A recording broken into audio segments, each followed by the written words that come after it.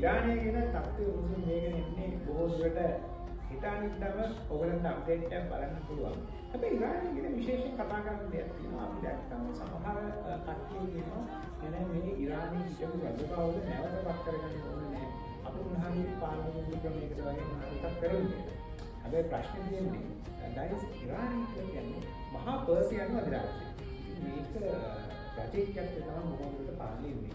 ඒ වගේම ලස්සන කතාවක් තමයි දැන් ඔය මුල්ලා රජීමේ අයතුල්ලා ඛුමේනිගේ කට්ටියව අක්කරේ ඕගලන් ජීවිතේට හිතන්නේ නැති කට්ටියක්.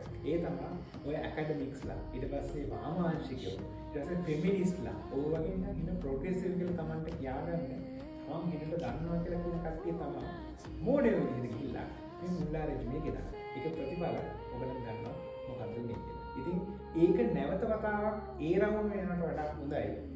ඉරානයේ හිටපු ෂා රජුගේ පුත්‍රයා ඉන්නවා.